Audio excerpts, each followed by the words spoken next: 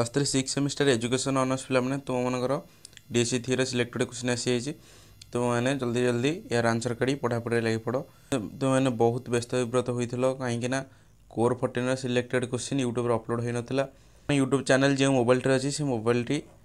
खराब हो जाता जहाँद्वारा कि यूट्यूब अपलोड हो पार नाला तथापि मुझे तुम मन टेलीग्राम चैनल अपलोड करनी तो तुम मैंने जो मैंने टेलीग्राम रे जॉइन होना तुम मैंने पाइपर ना से तुम मैंने जल्दी जल्दी टेलीग्राम रे जॉइन हो जाओ एवं देख क्वेश्चन डिस्कसन करवा देखो फास्ट आसला 7 मार्क्स आमर देखो फास्ट आसी शिक्षा अधिकार अधिनियम 2009 परिप्रेक्षी रे प्राथमिक शिक्षा प्रणयन निमित्त नीतिगत प्रसंग मान वर्णना कर और अच्छी जातीय पाठ्यक्रम ढांचा 2005 अनुजाई विद्यालय पाठ्यक्रम बुझीला तेले एटा हला एक फास्ट आमर लॉन्ग क्वेश्चन रो सिलेक्टेड गला सेकंड लॉन्ग क्वेश्चन देखो जातीय शिक्षा नीति 1986 अनुजाई शिक्षा रे वृत्तिकरण उद्देश्य मान वर्णना कर और अच्छी तुम राज्य रे उच्च माध्यमिक शिक्षार वृत्तिकरण थिबा समस्या मान एवं ता और अच्छी ओडिशा रे 2000 मसीहा पर उच्च शिक्षा रे प्रगति आलोचना करो बुझला तले एटा सेकंड लॉन्ग क्वेश्चन सिलेक्टेड तर थर्ड लॉन्ग क्वेश्चन को चलो जीवा मानसिक स्वास्थ्य अधिनियम 1987 रे मानसिक असुस्थ व्यक्ति मानक पई की व्यवस्था रही डाला गोटे क्वेश्चन और अच्छी देखो राष्ट्रीय उच्चतर शिक्षा अभियान लक्ष्य और उद्देश्य मान वर्णना कर और अच्छी ओडिशा रे उच्च शिक्षा रे नारी शिक्षार स्थिति दिगरे वर्णना कर बुझला तापर ता और मध्य आ गोटे क्वेश्चन अच्छी देखो अंतर्निवेश शिक्षा कौन ताले अंतर्निवेश शिक्षा रे नीतिगत प्रसंग मान आलोचना कर बुझला ताले अंतर्निवेश शिक्षा रे नीतिगत प्रसंग गुड़िक आलोचना कर ताले एटा चारोटी दिया तुम मन को कहीं प्राय सब इम्पोर्टाट रोचे तार 4 रे देखो उच्च शिक्षा रे आईसीटी सूचना और प्रजुक्ति विद्यार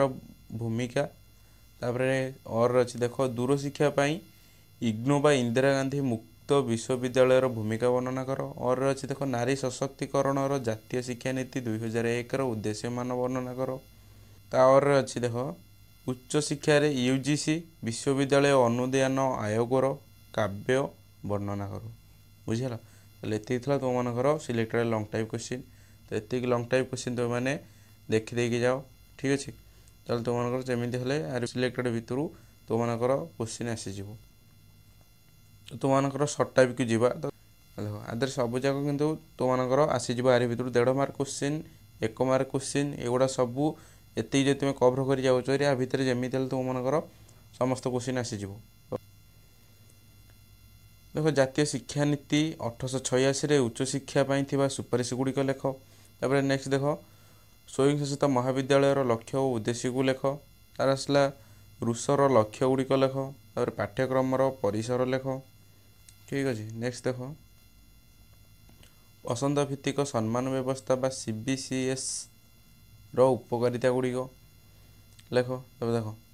अर्धवर्षीय शिक्षादान व्यवस्था कौन बुझला तापर आसला ग्रेड व्यवस्था कौन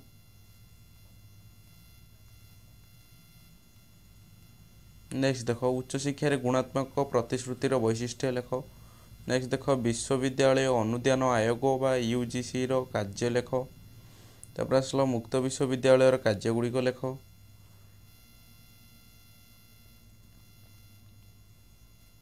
नेक्स्ट देखो कलापटा अभियान रे प्राथमिक विद्यालय गुड़िक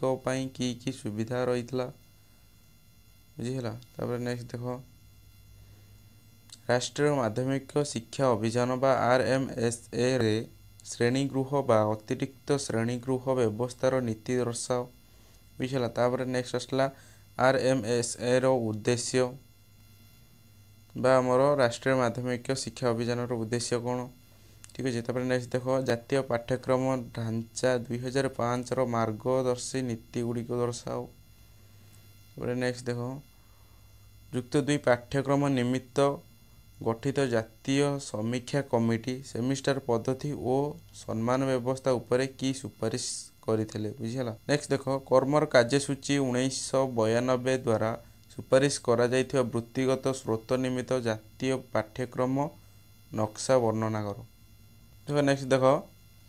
ଜାତୀୟ ଶିକ୍ଷାନୀତି 1986 ବାଧିତ ଶିଶୁମାନଙ୍କ ପାଇଁ ଉଲ୍ଲେଖିତ ବ୍ୟବସ୍ଥା ମାନ ଦର୍ଶାଅ। ନେକ୍ସଟ କ୍ୱେଶ୍ଚିନ୍ ଦେଖ, ନାରୀମାନଙ୍କ ଆର୍ଥିକ ସଶକ୍ତିକରଣ ପାଇଁ ଜାତୀୟ ଶିକ୍ଷାନୀତି 1986